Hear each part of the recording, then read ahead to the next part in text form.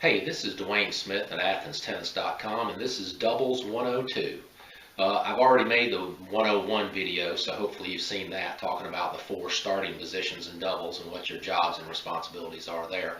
Today we want to talk about some other basic strategies and ideas and positions in doubles 102. I'll also make a doubles 103 and probably a doubles 104 to talk about more advanced ideas about doubles. Doubles is an entirely different game than singles, and you kind of know that because the world's greatest singles players usually aren't very good doubles players, and vice versa. The world's greatest doubles players, like the Bryan brothers, aren't really very good singles players. So it's a totally different game.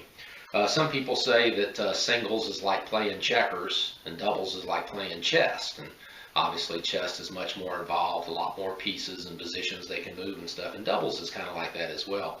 So we're going to focus on some strategies and some positions in this doubles 102.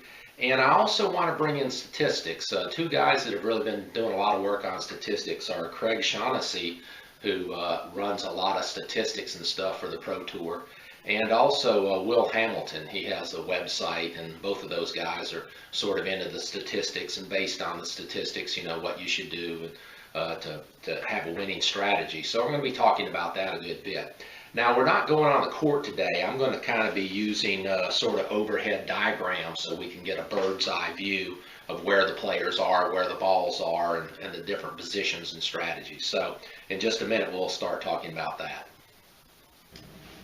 Okay, one of the first ideas we want to talk about in doubles is the idea of sort of floating with the ball. Now, some people will say that. We'll also refer to that as shifting with the ball. Some people will say keep the ball in front of you. But as you can see here on the diagram, we've got your 2 players in blue on one side, 2 players in red on the other. Of course, the green represents the ball. As long as the ball is being struck from the center of the court, these 2 players are in the correct position, because just about any ball that gets hit, they could take a step or 2 and get to, right? But once the ball gets hit off to the side of the court, let's for instance say this player is going over here to retrieve a ball that's been hit out in the alley. Now all of a sudden the players are out of position, because the shot that this player would probably take would be to go down this alley. This player's too far away really to make that play. So the whole idea is you're going to float with the ball. This player's going to shift over to cover that shot coming down the alley. But their partner must shift over to cover the ball down the center. So the partner's going to shift over as well. Now, you might say, well, who's covering this position here? That's a very, very difficult shot to hit, and there's a lot of out room here. So these players are covering the biggest part of the court. Now, of course, if the ball was hit on this side, the same thing would happen. This player would have to shift over to cover the alley, and then his partner would have to shift over to cover the center again. So the whole idea is, depending on where the ball is, that's where these players need to play as well. Now, even the baseliners would do the same thing. You know, they would set up here initially for balls that are being hit down the center. But if a ball comes out here, this player has a good opportunity to really put a lot of angle on that ball. So this player would have to shift to cover that shot. And then, of course, this player would have to shift to sort of cover the middle. Now, you're always going to be leaving a small part of the court open, but you're trying to cover the easiest shot for your opponent to hit and make them hit the smallest, hardest area of the court, basically, right? So that's the first idea, is basically floating with the ball, shifting with the ball, keeping the ball in front of you. If the ball's hit from the center, you're centered. If the ball moves to the right or to the left, you move accordingly. Okay, the next concept, or second concept I want to talk about here, is the idea of either covering the tee or adjusting. The tee, of course, being this part of the court, since it looks like the letter T. Now, notice that we have a offense and defensive position here, because these net players are going to be shifting around as the point's going in between those 2 positions, depending on basically where the ball is. If the ball is deep on this side of the court, so here's our tennis ball on the side with the players marked in color blue, this player is going to play defense. They're going to shift back and cover this center of the court, or the tee area, if you will. And the reason why is we have to assume that their partner maybe is not going to hit a good shot. And if they don't hit a good shot, this person would this would be the likely spot for that ball to go.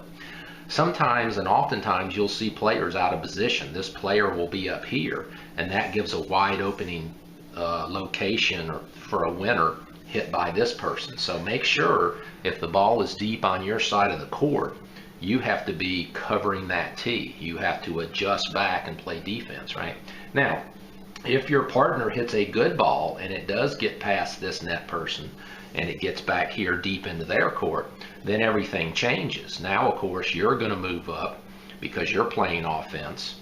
This net player should move back and cover the tee because the same thing applies on this side. If they hit a bad ball, they don't hit a very good ball, the obvious place for that would be here. If this person were out of position, it would be a clear winner, right? So you need to make sure that you stay there. Now, if they hit a good ball, you got to wait until it clears this player. Make sure it clears that player. Then you're moving up and you're moving back again. So the rule basically is if the ball is deep in your court, you're playing defense near the tee. If the ball is deep on the other side, you're playing offense and you're getting close to the net and hopefully picking off a poach or an overhead or a poor shot from this player, right? So remember, they need to constantly be covering the tee, playing offense, defense, adjusting, whatever you want to call it. Okay, so again, to summarize what we had talked about so far, doubles is much, much different than singles, and it's a really game of position for the most part. And one of the people that's done lots of work on statistics in tennis and also in doubles is Craig O'Shaughnessy. And what he's done is he's looked at just thousands and thousands of pro matches, college matches, and sometimes even high school matches, and tried to figure out statistically, where the winners hit from, where the errors made, where the unforced errors made. And what he's basically come to the conclusion is in doubles is you have to get to the net. If you're in that net position, the chances are about 3 to 1 of hitting a winner versus an error. So 3 winners for every error at the net usually. But when you're at the baseline, it flips on you. There's only about 1 winner for every 3 errors. So the idea is you want to try to get to the net whenever you can. And we talked briefly about, if you get a short ball, if you get a second serve, if you hit a deep lob, that's your opportunity to try to get to the net when you can, right?